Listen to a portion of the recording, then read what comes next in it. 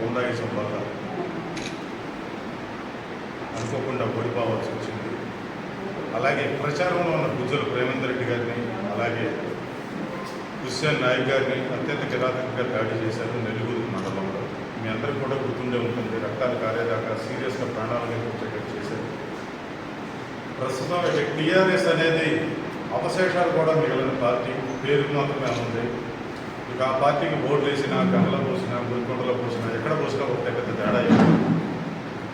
దయచేసి పట్టభద్రులందరికీ నా విన్నపం ఒకటి: అవినీతి కాంగ్రెస్ కావాలా లేదా అభివృద్ధి పదంలో నడిచే బీజేపీ కావాలా అన్నది తెలుసుకోవాల్సింది మీరు. అలాగే మన ప్రేమన్న అత్యంత సౌమ్యులు, ప్రతి కార్యకర్తకి కంటిరెప్పలుగా కాపాడుకునే విశేషమైన చాలా గుణమైంది. ఎవరిని అడిగినా చెప్తారు, ఏ కార్యకర్తను అడిగినా చెప్తారు ప్రేమల గురించి. దయచేసి పట్టభద్రులని హక్కుల కోసం పోరాడాలన్నా, ఈ ప్రాంతంలో అభివృద్ధి జరగాలన్నా 1వ నెంబర్ గుర్తుపై గుజ్జల ప్రేమేందర్ రెడ్డి గారికి ఓటు వేసి అత్యంత మెజార్టీతో గెలిపించాలని కోరుకుంటూ ధన్యవాదాలు. నరేంద్ర మోడీకి ఎటువంటి ప్రతినిధి లేకపోయినా వారు కోట్లాది రూపాయలు ఈ ప్రాంతాలకి ఇచ్చినటువంటి ఘనత నరేంద్ర మోడీ గారిది.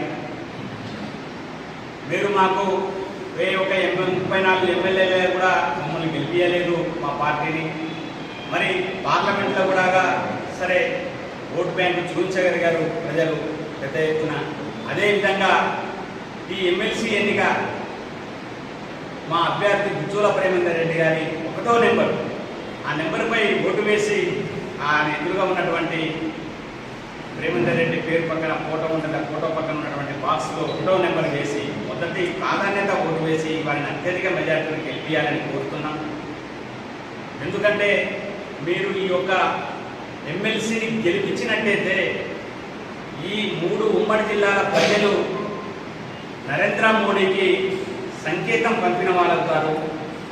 అంటే ఈ ప్రాంత ప్రజలు కూడా నరేంద్ర మోడీని విశ్వసిస్తున్నారు అన్న ఒక సంకేతం మోడీ గారికి తెలుస్తుంది. కనుక తెలిసినట్టయితే ఈ ప్రాంతానికి ఇంకా భవిష్యత్తులో రాబోయే రోజులలో పెద్ద ఎత్తున నిధులు వచ్చే ఆస్కారం ఉంటుంది, ప్రాజెక్టులు వచ్చే ఆస్కారం ఉంటుంది. కనుక మనం వేసినట్టయితే మన ప్రాంతానికి కొంత కేంద్రం నుంచి దిశ చూపించుకునే ఆస్కారం ఈ ఒక ఎన్నికతో దొరుకుతున్నది.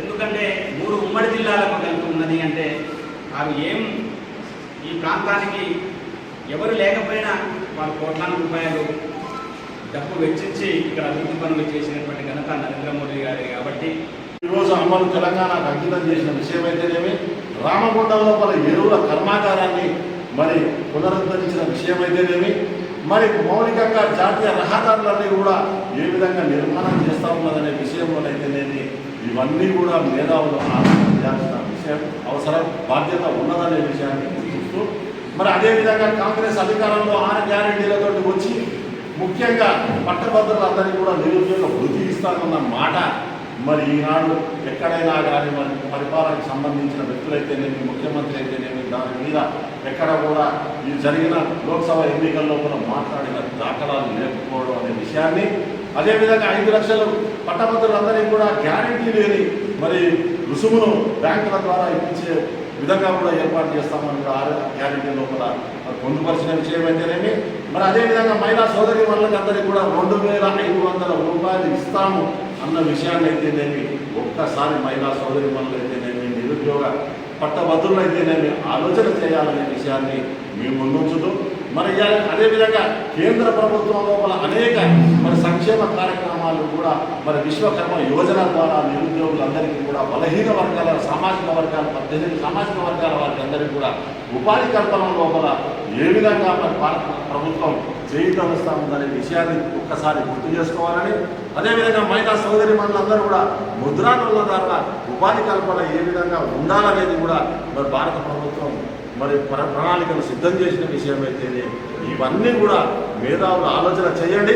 మంచి సహోదరుడైన గుజ్జల ప్రేమేందర్ రెడ్డి విద్యార్థి దశ నుంచి కూడా మరి అఖిల భారత విద్యార్థి పరిషత్ లోపల పనిచేస్తూ విద్యార్థుల సమస్యలు అయితేనేమి, పట్టభద్రుల సమస్యలు అయితేనేమి, మరి అన్ని సామాజిక కోణం లోపల అందరి సమస్యలను అర్థం చేసుకొని శాసన మండలి లోపల తన గొంతు వినిపించేటందుకు కోసం మంచి పరిపాలన దక్షత కలిగిన వ్యక్తి, దాదాపు 15-20 సంవత్సరాలుగా ప్రధాన కార్యదర్శిగా రాష్ట్రంలో కూడా పనిచేస్తూ భారతీయ జనతా పార్టీ ప్రధాన కార్యదర్శిగా పనిచేస్తున్న అనుభవం కూడా సోదరుడు రేవంత్ రెడ్డి గారికి ఉంది కాబట్టి ఈ 3 జిల్లాల అందరి పట్టభద్రులైతేనేమి, కేంద్ర ప్రభుత్వ రాష్ట్ర ప్రభుత్వ ఉద్యోగస్తులను అందరినీ కూడా నేను 2 చేతులెత్తి నమస్కరిస్తూ వారందరూ కూడా 27వ తేదీ నాడు ఓటు వేసే బాధ్యత తీసుకోవాలని చెప్పి 2 చేతుల నమస్కారం మీ ద్వారా వారికి అందరూ కూడా విన్నపాన్ని తెలియజేస్తూ ఉన్నాను.